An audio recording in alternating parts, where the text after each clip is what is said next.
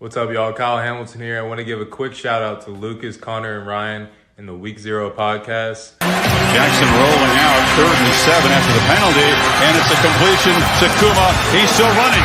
Kuma breaks free against a tired defense as the Hokies deliver the dagger here in Tallahassee. Empty look for Richardson. Oh, that is danger! Oh my! Keidron Smith cuts inside, and he's gonna pick six it in the swamp. Calf scratch fever Smith. DJ is picked off, intercepted again by Benjamin Morrison.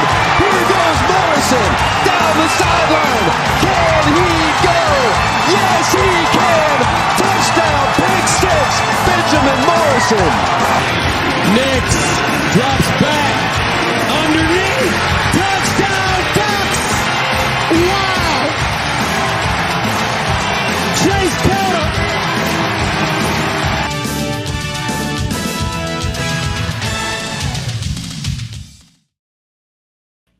All right. This is the Maize Blue and Gold Show. I am Maize Madman. That is Ryan. Lakers. 8 for 8 for them. Man, what's going on? Not much, man. Not much. Kind of been, lonely in the sports verse. There we go. Because, my Lakers got eliminated earlier than I expected. So I mean, you might have been the only one. By the way, I mean, they won a game. I'm surprised they did that. They didn't get swept this time. Every game was close. You can rest on that, right? It took 2 game winners from Murray. No. But, yeah, the Lakers are home fishing. We're in Cancun. It's all right. All right. LeBron is unclear on his future. How's that make you feel? Oh, you know, LeBron just says certain things because he's how he is. He's a headlines maestro. Yeah. It's all a leverage play. He's going to come back to LA because the Lakers are willing to do whatever it takes to make sure he comes back. Whether that give him a blank check. Here, Bron, you sign for how much you want. We're going to draft your son. We're going to draft Bronny. And we'll give you a no trade clause.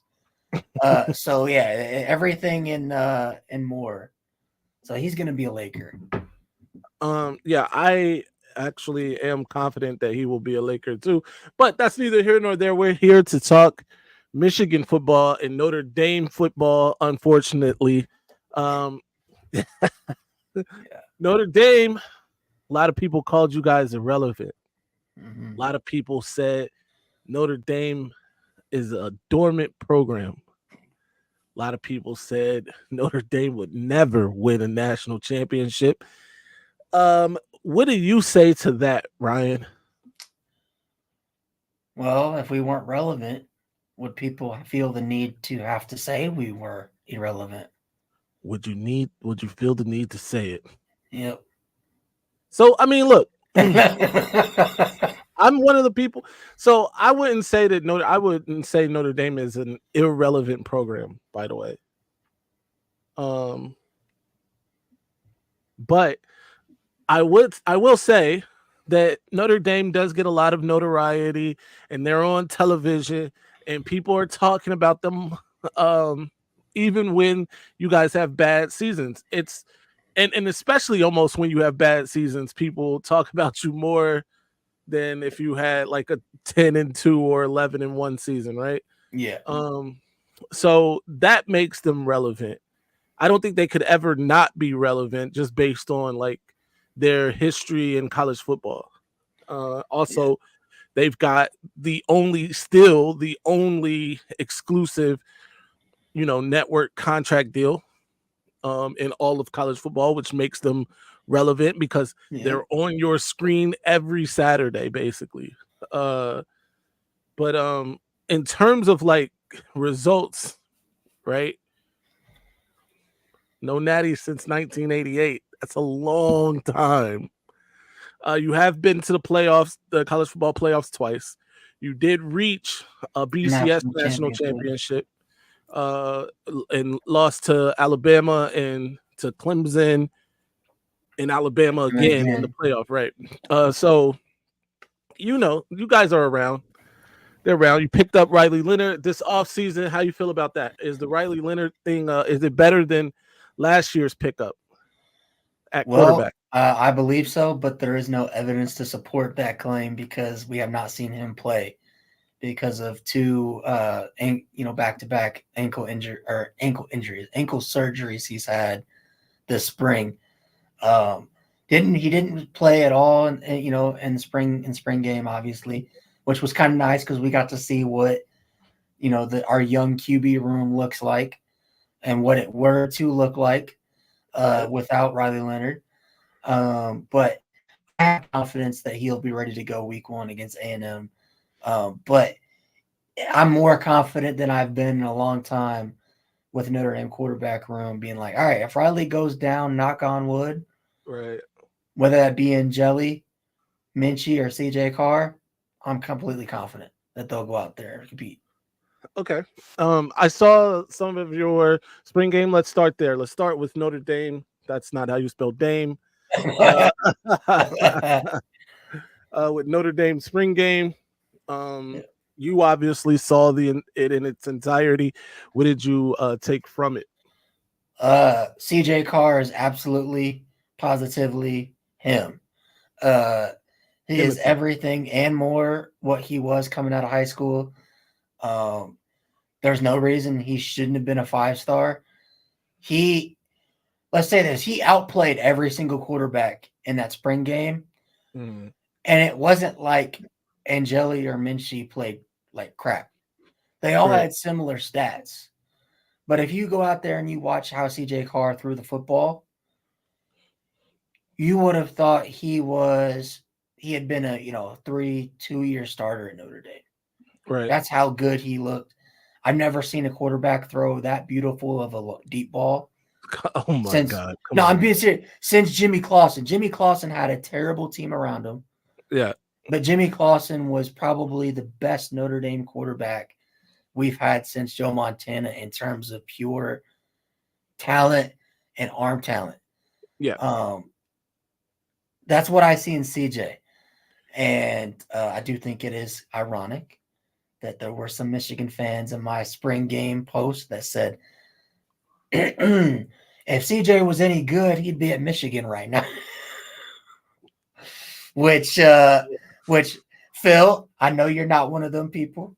Right. Because I know that Michigan did in fact want CJ Carr at one point. But yeah, he's definitely everything and more. I think Angeli is definitely the odd man out though. I think if anyone transfers, he's gonna transfer. Really? So you think on the depth chart that Carr is above Angeli right now? No. I just think that Mike Denbrock's offense, right? Anywhere he's been, right? Where he's had success. Why was he successful with oh God, why am I blanking on the Cincinnati quarterback? Desmond Ritter. He was an athletic mobile QB. What did he do with Jaden Daniels? Athletic mobile QB. Mm-hmm. What is CJ Carr? He's not as athletic as Jaden Daniels or Desmond Ritter, but he can move. He's a mobile QB. Kenny Minchie, mobile QB, very mobile. What is Stephen Jelly? Pocket passer, not very mobile. He's a mixture of Drew Pine and Sam Hartman. So that's where I think you get caught up in the scheme fit, and think about it. If Freeman thought Angeli was ready to start or was their guy, why go get Riley Leonard? Absolutely. Let me take this time, by the way. Be sure to hit the like button, like the channel, subscribe to the channel if you haven't already. Do that now. We're trying to get to 1,000 subscribers before the end of this video. So if you haven't subscribed, do it now. Back to it. So the Notre Dame quarterback room consists of Riley Leonard, who nobody's seen all spring. Is he supposed to be back by fall camp? He's Right. already he was in a walking boot Right. 2 weeks before the spring game, and was like on one of those little scooters. Right. And then the week after his surgery was out of the boot, out of the wasn't on the scooter anymore, and was planting on that same leg and throwing passes. He just wasn't participating in full-blown practice. Right. So Riley Leonard, there's CJ Carr, there's Angeli, there's Minchie in the quarterback room. What's the word out of Notre Dame in terms of like the quarterback room and who people are talking about at the quarterback position in South Bend? CJ Carr and Kenny Minchie. That's been the thing that's been talked about all spring, is whoever wins between them two, right, between spring camp and fall camp, is going to decide who the starter is for 2025. The thing with Minchie is, if you go back and you watch the spring game, he's very mobile. If I could, kind of give a cop of his play style, kind of like I'm not saying he is Josh Allen or Patrick Mahomes, but he has that same play style where he's at his best when the play breaks down and he's off schedule. However, what gets him into trouble is his legs, which are also what makes him so good. A lot of times, and it's because he didn't get a lot of live game reps this past year because he was a freshman. There were about 5 plays where he stared down his first read. Our defense is good enough to be like, okay, we know who you want to throw that. We know who you want to throw that. We're going to lock him up. When that happened, 5 straight plays, you could tell his eyes freaked out. He stopped looking downfield, and he looked to run. Well, those running lanes closed quick. So then he tended to freak out more. And if that was a real game, Phil, that would have been 5 interceptions for Minchie. Yeah. That's how bad it was. But then you look at the positives in that game, and there was a play where he got absolutely drilled, by the way, because I don't know if Michigan did this, but Steve Angeli was the only one wearing the red jersey not to hit. CJ Carr and Kenny Minchie were both live. So they could get blitzed, cracked, hit, whatever the defense wanted to do, they could do to him. Yeah. Minchie got absolutely crushed on a 0 blitz called by Al Golden. Wow. While getting crushed through a 40-yard bomb to freshman receiver Micah Gilbert in the back of the end zone. So that's the type of stuff he can do, but we just haven't seen it because he hasn't played, and he's still, very young, has to get fixes. Of course, Oregon or whatever. He did get murdered basically every play. I will say that. Our defense loves to hit quarterbacks. But no, Minchie, that's the thing, is he just got to get used to that. But CJ Carr, he couldn't do anything wrong in that game. He didn't throw any picks. I believe he was 17 for 23, about 150 yards and a touchdown, no interceptions. So, he played really well. It sounds like a good night or good day rather for your quarterbacks. Let me ask this. Because I want to know, and I know there's some fans of a certain school who want to know. You guys were tackling from the first whistle on. Yep. Live tackling. Live tackling. Yeah. Right. We're not Ohio State. Exactly. Right. As it should be. There's no thud, which, by the way, thud is hilarious because it means you're not thudding. But what do you expect from a program and a team that's been called soft as much as they have? And you know what? Like, I saw our fans like, why is CJ Carr and Kenny Minchie? Why are they live? Why are we allowing them to get blitzed and absolutely murdered in the pocket? Well, you know why? Because How else are you going to get these young guys ready for in-game, live reps? Yeah. Because guess what? And when you're playing Texas A&M, CJ Carr goes out there. You think Texas A&M is going to be like, all right, I thudded you. You're down. I thudded you. From 5 yards away, I thud you. Yeah. I now thud you. Yes.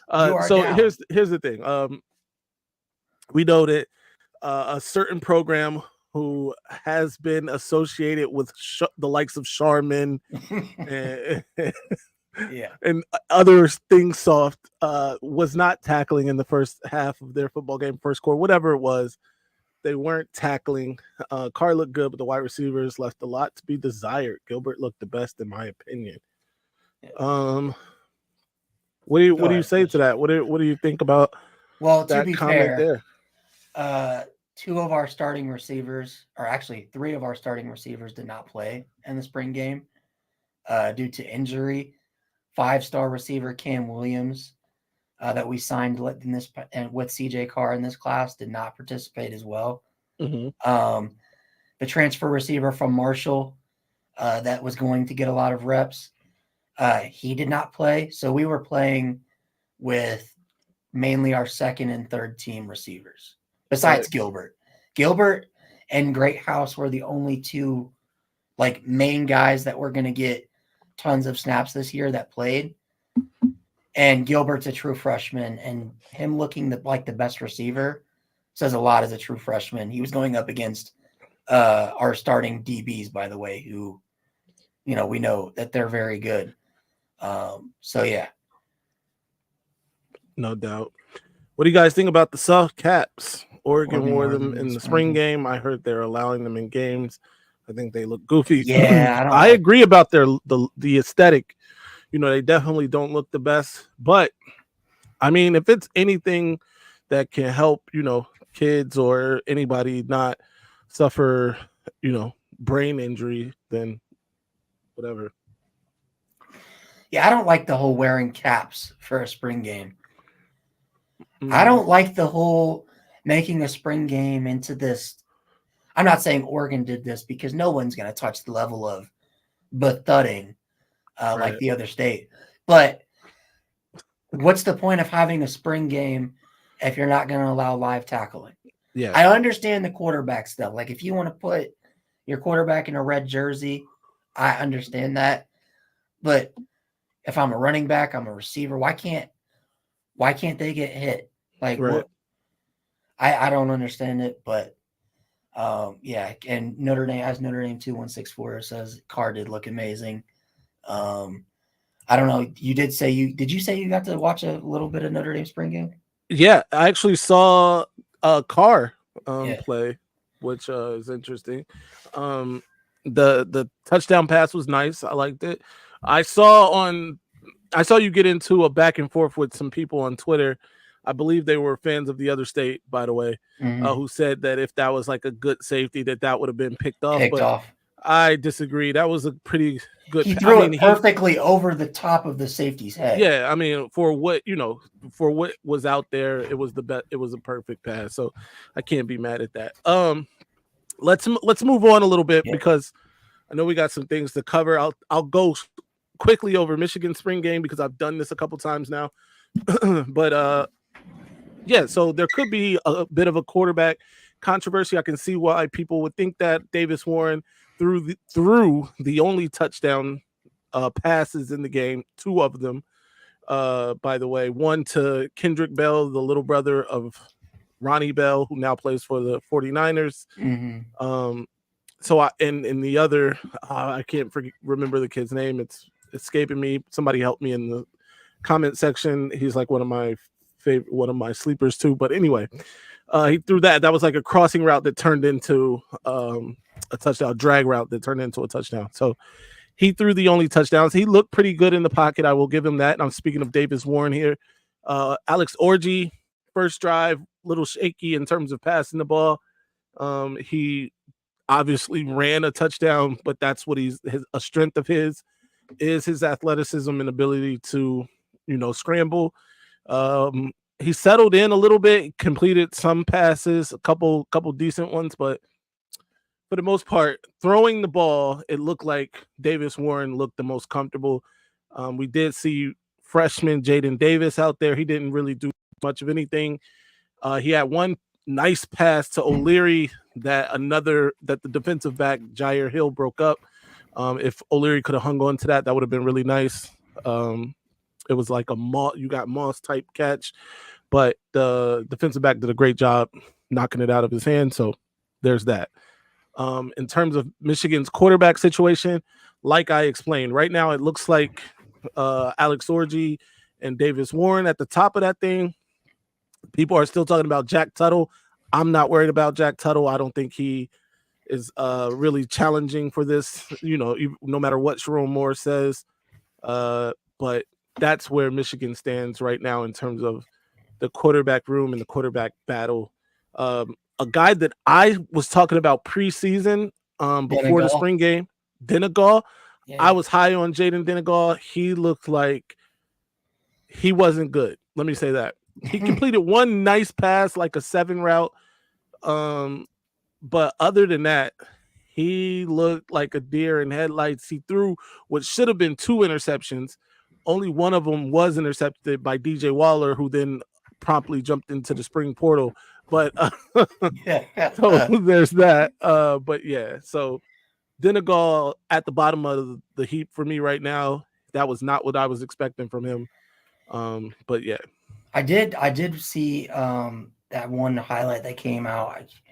Was it the one guy you were talking about threw that beautiful deep ball that the guy caught in the back of the end zone? Oh yeah, that's Davis Warren, and that was Kendrick Bell. Yeah, that was a beautiful ball. Right. Like Lucas says, here in the comments, Michigan will have a fierce front 7, but I don't see the offense being good enough to keep up this. Like, do you agree with this? Because I could see it. I think this year, especially with the question marks at quarterback, because we don't know what Orji and the rest of those guys are.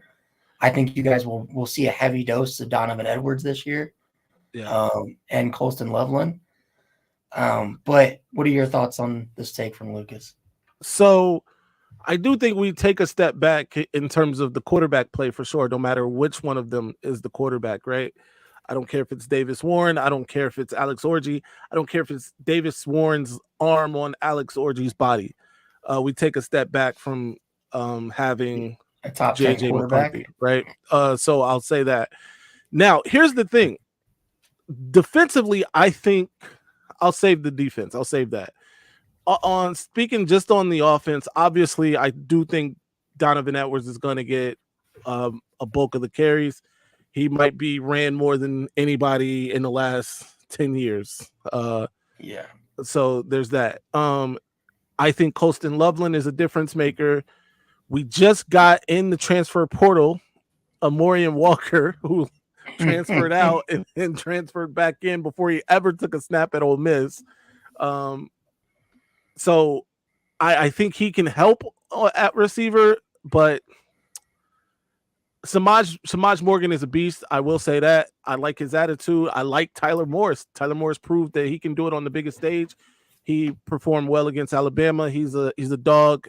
But we don't have a big receiver that can really that anybody is really afraid of blowing the top off, which I think Amorian Walker, by the way, pause. I think Amorian Walker can step into that role if he is sharp enough in terms of route running and things like that. So that's what I will say. I do think we take a step back on offense. How big that step is to be determined, but I think the defense is good enough. I think we can run the ball effectively enough to compete with anybody. Yeah, I think anytime put my opinions on JJ McCarthy aside, anytime you have a top 10 quarterback that ends up, or not a top 10 quarterback, a top 10 draft pick in the NFL draft, leave your college, you can't expect the guys behind him to be exactly the same. But I do think you're going to see a heavy dose of, Donovan Edwards. The thing about, I'm surprised you guys let Amorian Walker come back. That is a very rare thing you see in today where it's I want to leave. Okay, bye. I'm going to go to Ole Miss. Well, Yeah. I'm not happy over here at Ole Miss. Hey, Michigan, can I come back? I still got a spot.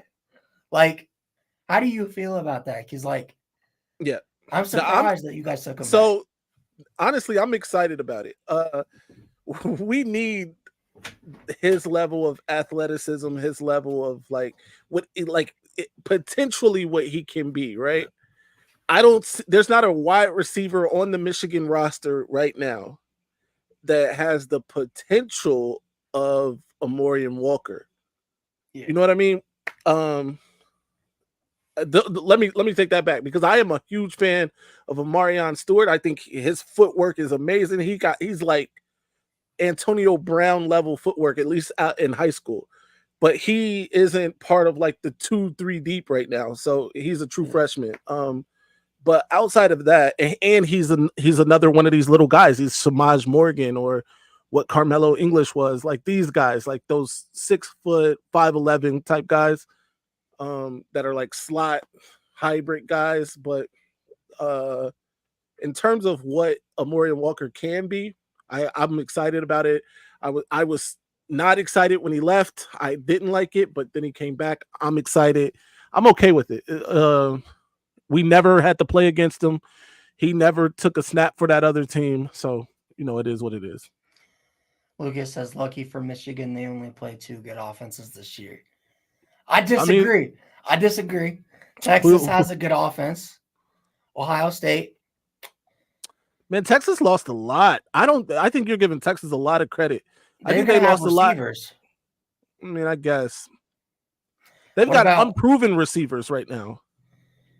Yeah, but we know Texas recruits receivers. Like that's like they're like LSU with that stuff. They always No, I mean Ohio State recruits receivers, but so what? Ohio State arguably recruits receiver better than everybody in America, right? What about Oregon? Or you guys play Oregon, right? We play Oregon. Yeah, we play Oregon. No, that's one of the 2 I think he's talking about, right? USC has an offense according to USC. I'm not worried about USC. I'm gonna be real with you. USC is gonna get pushed around the field all day. I'm not worried about it. At least this year, I'm not worried about them. Oh, we all know about what USC does when they play the Midwest type of football. Right. Texas has a quarterback. That's it. I agree. See, this is where we are in agreement here. I think Texas has a quarterback. I think the Manning kid looked good in their spring game. Did you see? Oh, yeah. Yeah. So, but I'm not worried about the receivers. If I'm being honest, I think their defense is still they've got to prove it. They got to prove it. Huh? That's the one thing. Their defense is atrocious. Exactly. And they lost like the best player on that defense. So I'm really, the only thing that gives me some cause for pause with the Texas game is that it's coming in week 2. Yep. Right after we play with a lot of people are going to overlook that first week against Fresno State is not going to be like some just, gimme game. We might win that game by multiple touchdowns, but the point is Fresno State is a good program, right? Like they're a decent Mountain West team or Mountain West program. They have been, and then we turn right around and play Texas in week 2. I mean, it could be a good primer for Texas. It could work one of 2 ways. And since Michigan's going to be a lot younger, you'll have to deal with these younger guys being like, hey, we got Texas next week. Playing Fresno State, I think Michigan is in a good spot. The quarterback to me is like the biggest. That's the biggest question mark. I agree. Yeah. Ohio State and Oregon, the rest aren't close. T-Sweat tighten up, yeah. The thing with Ohio State, I even heard that Will Howard didn't really do much to impress in the spring game. So Will Howard, they call him Bill. They call him Bill Howard over there at Ohio State right now. So let's talk about the other state really quickly. And I know that this is kind of blasphemous. I really don't like talking about these guys, but let's talk about it.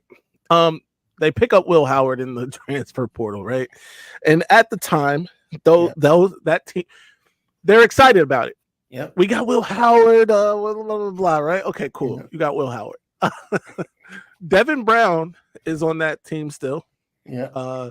He refuses to see the writing on the wall that he will not be the quarterback.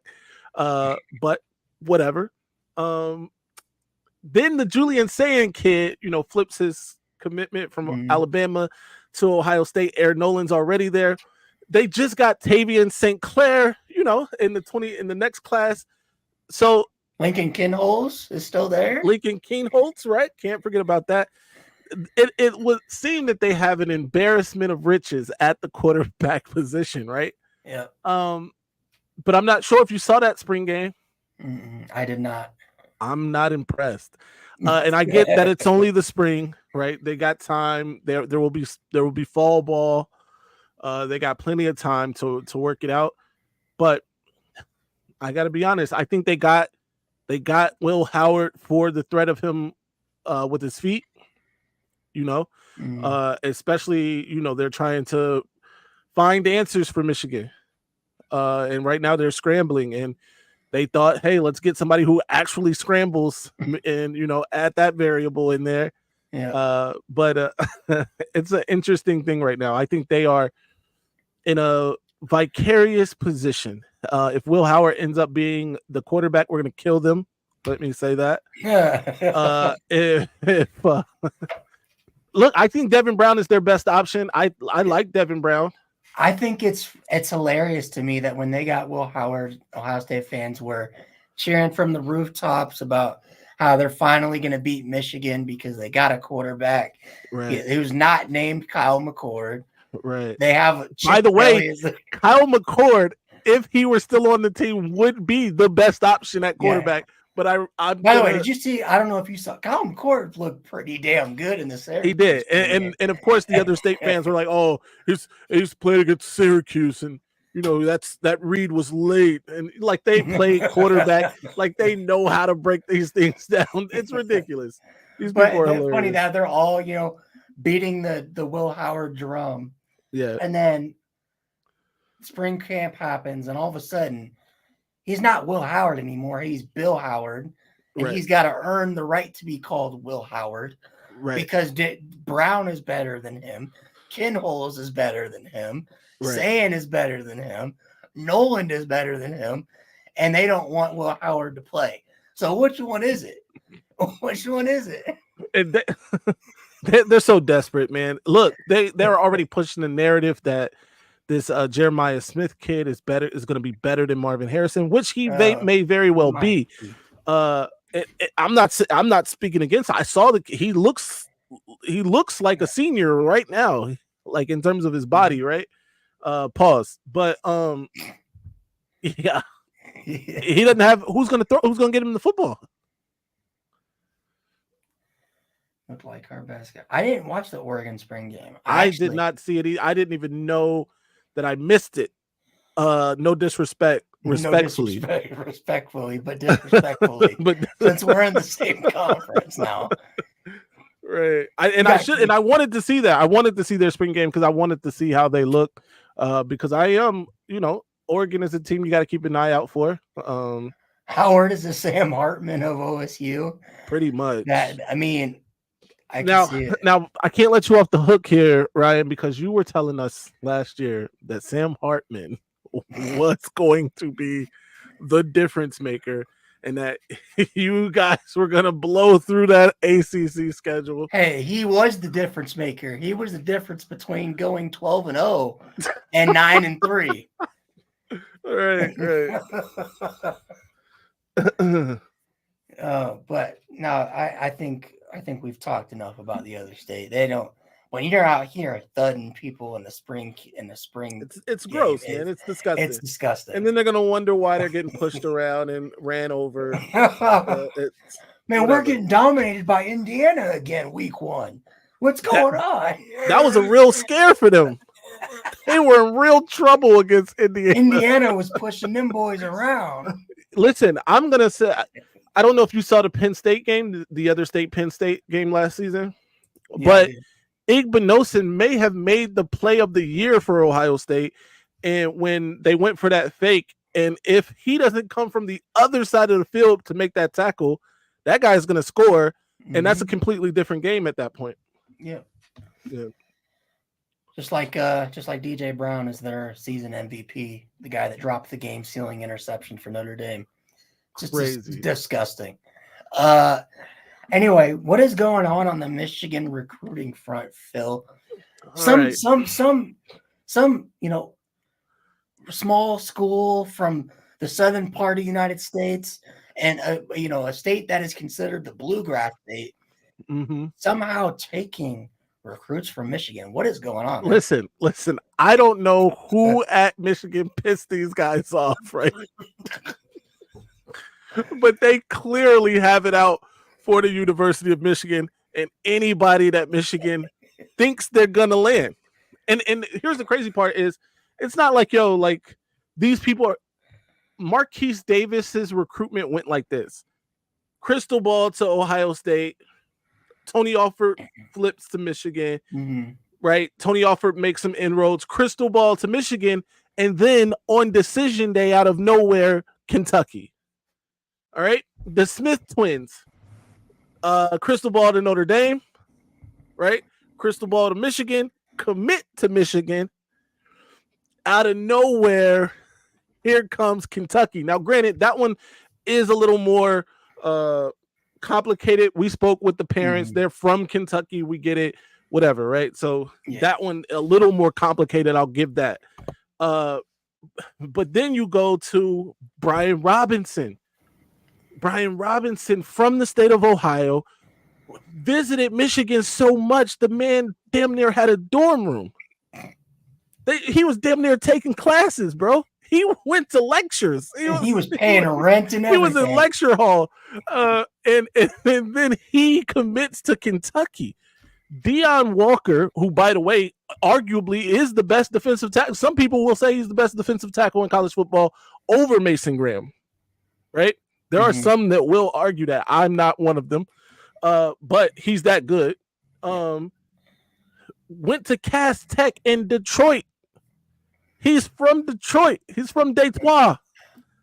Could you imagine Deion Walker and Mason Graham on the same defensive line? I can't imagine it, but it would be ridiculous. Deion Walker, Mason Graham, by the way, getting spelled by Kenneth Grant, like unstoppable forces, all right? But anyway, don't get me excited, all right? Deion Walker, right, a stone's throw away. Like you could hit his house from the campus. He visited, again, another person who visited Michigan countless times, crystal ball to Michigan at some point. He goes to Kentucky as well. At this point, by the way, I forgot DJ Waller, kid that got the only interception in the game, the spring game. He jumped in the portal, committed to Kentucky. I don't understand.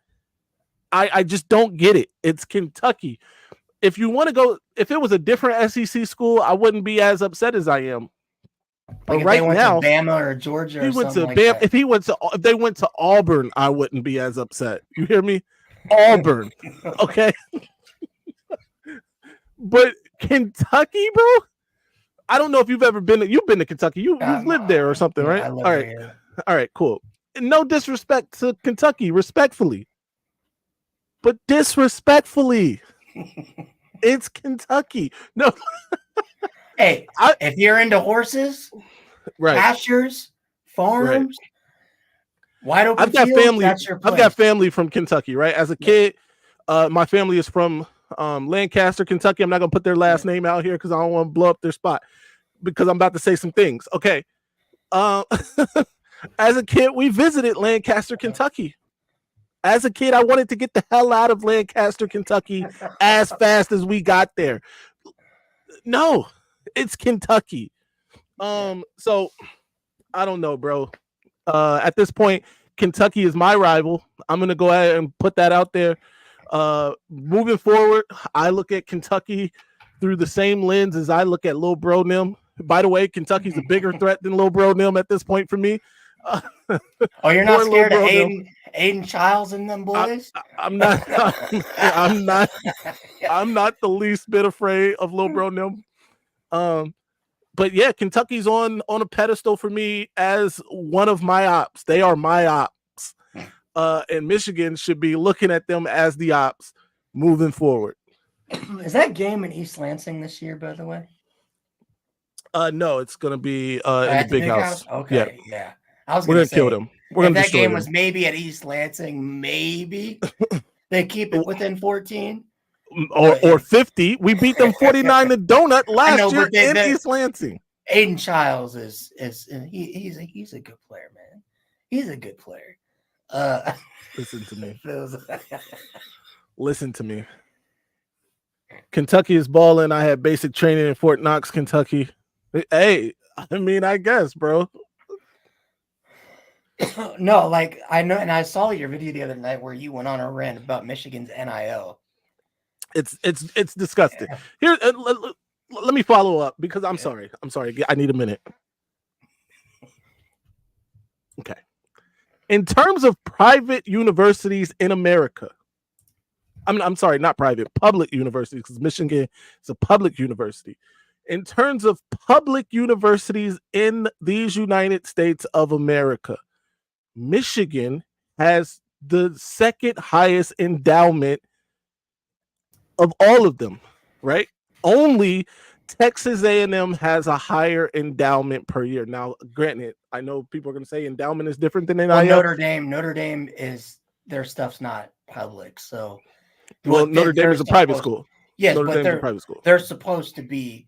Notre Dame is supposed to have like the second or third biggest endowment of any college football program, but it's not public knowledge, right? Which you can find it on the internet, but I'm not going to. Yeah. Notre Dame is a private school. They have a slightly larger endowment than both A&M and Michigan, maybe by a couple $1 billion. By the way, you hear what I'm saying? Billions of dollars are given to these schools year after year, year over year. Now, I'm not confusing endowment with NIL. I understand the endowment money can't be necessarily used for NIL. The point, though, is that the alumni base of the University of Michigan is such that NIL monies is not a problem. It should never be a problem. In fact, Jim Ross is one of those alumni. He's a billionaire. He owns the Miami Dolphins. He has a hall named after him at the University of Michigan. He financed that athletic department, basically the overhaul, all the construction that Schembechler Hall, right? He bankrolled that thing, okay? At least was part of it. You think he wouldn't give money to the NIL effort, the collectives of Michigan, to help them get the best possible players in to go to the University of Michigan? The answer is absolutely he would, right? And I'm sure he has donated to collectives. The problem, though, is Michigan's stance. It's not necessarily the money. The money is there, obviously. They just said the cap this year is that much higher than it was last year to keep the current players. But that's the problem, is that they're not giving money because their stance is, whatever it is about like giving high school money or high school kids money to come to Michigan. And at one point I was like, man, you know what? That's a good idea. I like it. Sounds like it's on the up and up. But you know what? The problem is nobody else gives a shit. Pardon my French. None of these other universities care about Michigan's stance. In fact, they prefer Michigan to keep that stance. Keep not giving the kids money. Because we'll give it to them. You think Miami cares? Absolutely not. They've snatched some Michigan recruits. You think Kentucky cares? Obviously not. They're snatching Michigan recruits left and right. You think the other state cares? Of course not. I think right now their athletic department, keeping all that together, it's like $43 million. They're almost damn near to $50 million to either retain, add, or acquire talent in either the recruiting you see what I'm saying? The transfer portal. Right. And by the way, I lived in Ohio, bro. I was born and raised in the state of Ohio. They're getting that from like people missing teeth are donating money to that because that's all they have is Ohio State. Yeah. Dude, It's Ohio State or the Browns. You think the Browns? What are the Browns doing? I mean, they made the playoff, I guess. Whatever. LeBron left. They got nothing. They've got Ohio State. Dude, we were sitting in here 2 years ago. No disrespect. On the Maize Blue and Gold show, talking about this very same thing, and I was in the same boat you were, because Notre Dame and Michigan were in the same boat with NIL. And I commented on your video yesterday. I don't know if you saw it, but I did say we were in the same effing position. This recruiting class, the 2025 recruiting class, is the first time Notre Dame and Marcus Freeman have been able to fully utilize NIL with no holds bars. And look at Notre Dame and where they're at. Right. There are people that legitimately think at 247 on 3 rivals, whatever, that Notre Dame is legitimately going to finish with a top 5 class. Something they have not done since 2012, by the way. Now, you can't tell me that has nothing to do with the NIL money. Mm-hmm. That definitely has something to do with it. If Michigan got involved in the NIL, there's no reason you guys shouldn't have top 5, top 10 classes every single year. Right. Michigan literally has the second, I believe, largest alumni base in the country. Only Penn State has more. Like, it's disgusting. Let me say that. It's gross what's happening. Is my phone going on? You guys might need a change of AD. Like, well, you're speaking to the choir. Everybody and their mother wants that guy gone. I was a defender of Ward Manuel early last season, but I can no longer defend this. I can't stand by. There's nothing. I can't defend this. I remember last year you were defending the whole NIL concept with Ward Manuel, and Michigan, we want kids to be here for the right reasons. Right. If you only want to be here for money, then this isn't the place for you.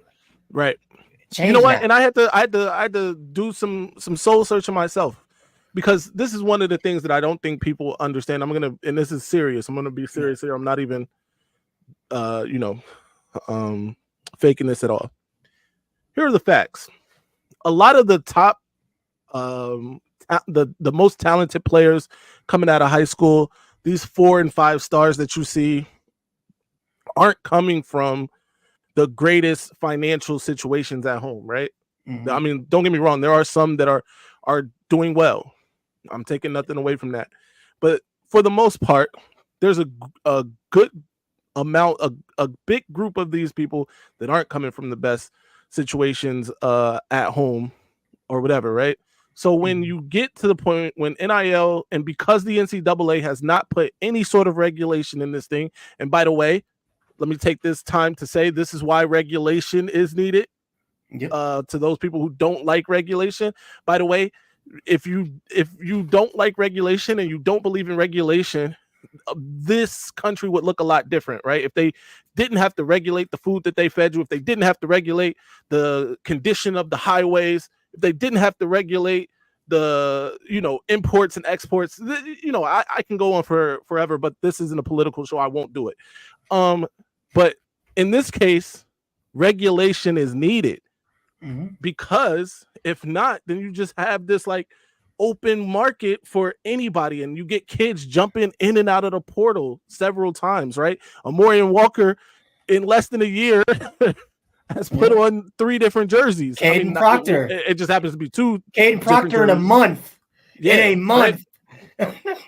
Yeah, and by the way, he only went to he only committed to Iowa after to get that $100,000 or something like that, and then right back to Alabama, right, where he's going to get more money. So it's kind of gross, and without regulation, it's just going to be this. But by the way, until regulation happens, Michigan needs to get with the program. Kids are no longer. I talked to a guy whose brother went to Michigan, played at Michigan. I'm not going to say his name. He's a former Michigan player before NIL. He recently had a wedding, and that man's brother asked his brother and other players that went to Michigan that were at his wedding, hey, if you could get paid when you were in school, and would you still go to Michigan or would you go to the highest bidder? They all said, I would go to the highest bidder, because it's no longer about these schools, bro. I grew up a Michigan fan my entire life. However, if I played football and I got the chance to go to Michigan, right, and they were like, hey, this is a transformational school and not transactional, right? I'd be like, okay, that's cool. But then, Indiana was like, hey, we got $2 million for you, buddy. Guess where I'm going? Indiana, right?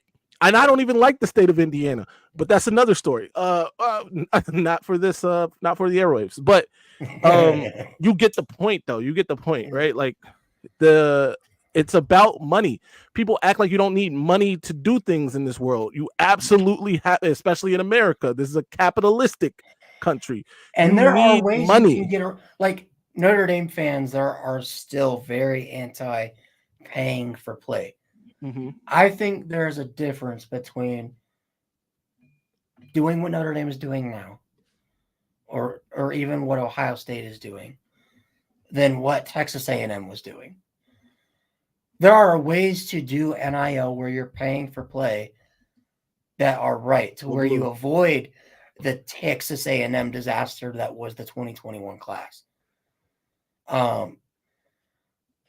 I think Michigan, and I think Notre Dame, Michigan, Ohio State, Bama, Georgia, those are the types of programs that are built to do that because they have a culture in place. Mm-hmm. Texas A&M didn't have a culture in place. It was, we're all flash, you're the SEC, we're money bags, Texas ATM. That's what that was.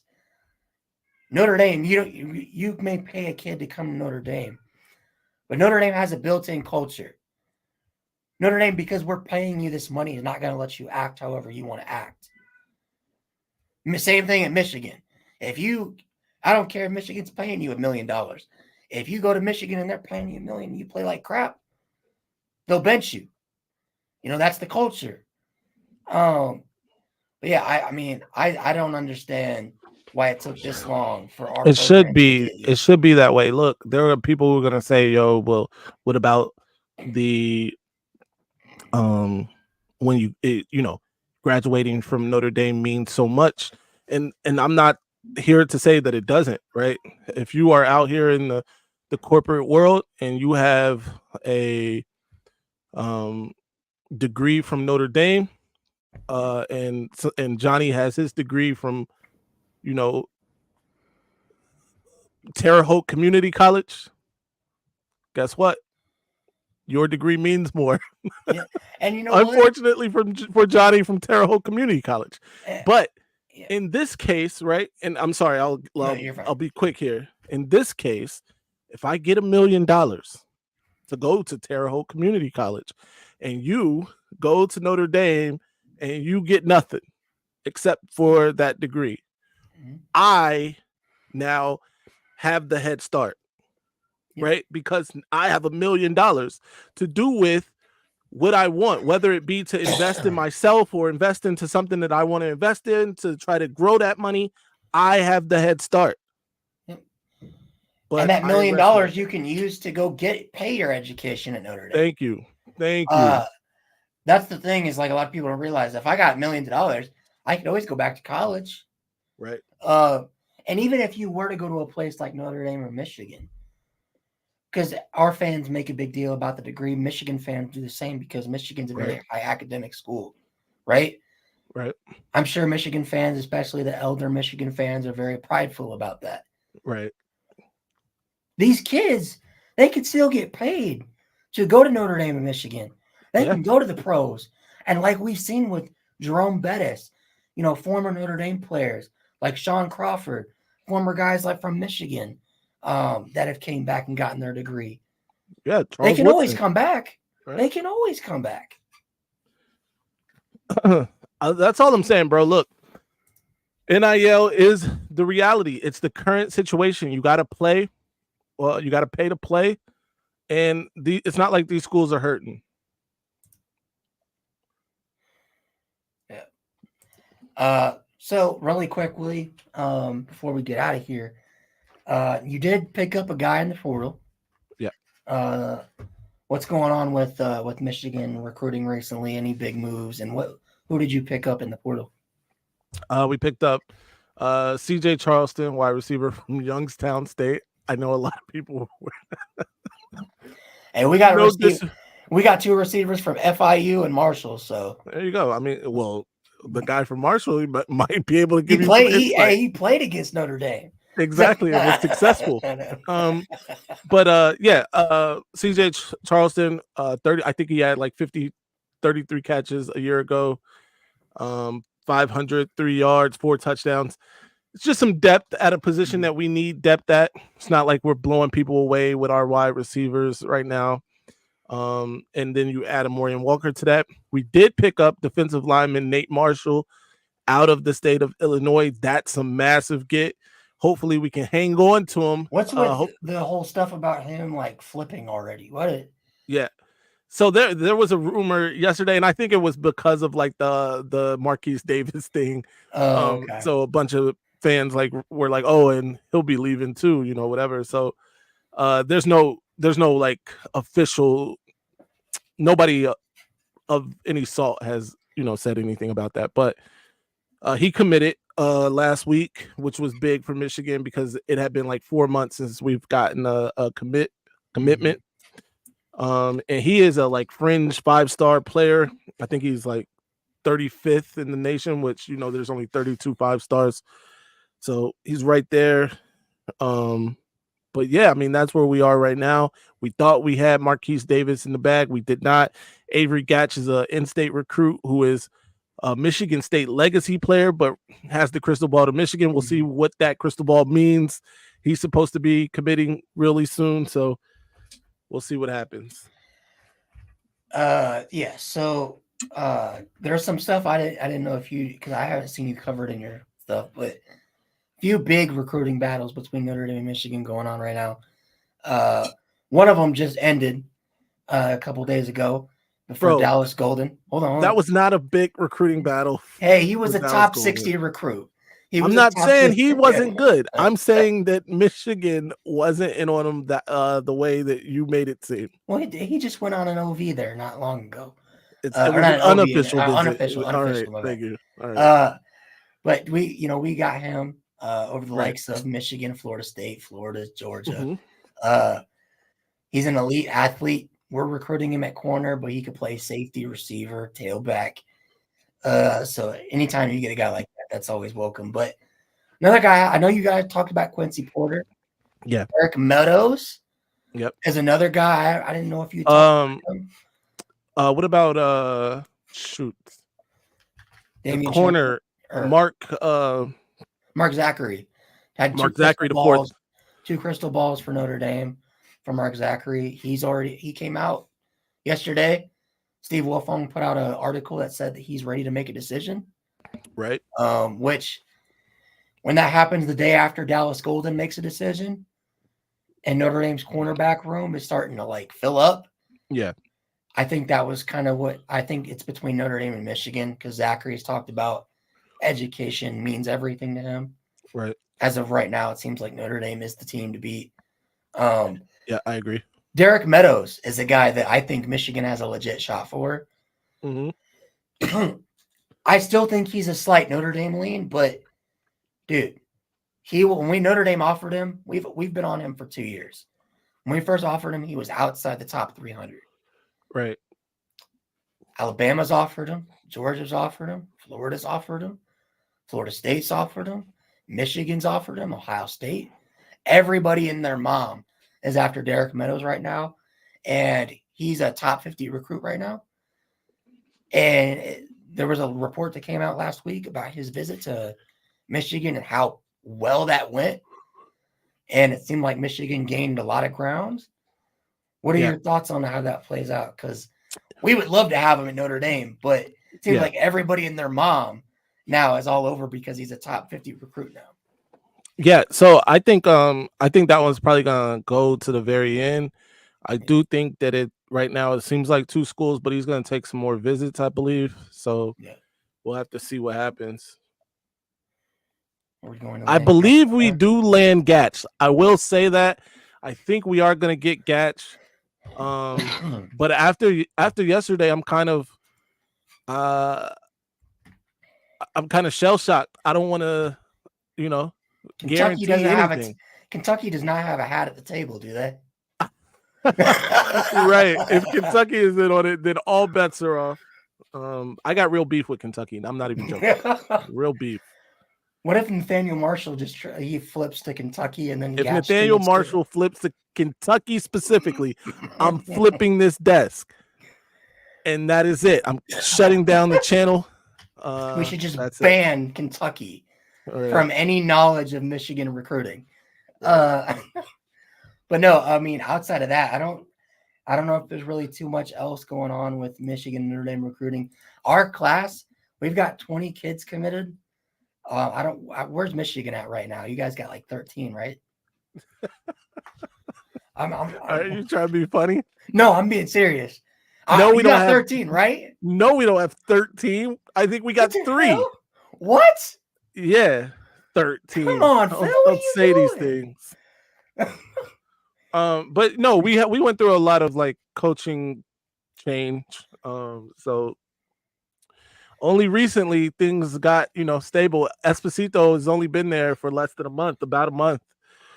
So well, damn. Are you guys gonna be able to get to the 20 mark before signing day? Like, I know we're gonna be fine, bro. 4. Phil, look, my bad. Justin corrected me. We have 4. 4. Okay. 4 recruits. 4.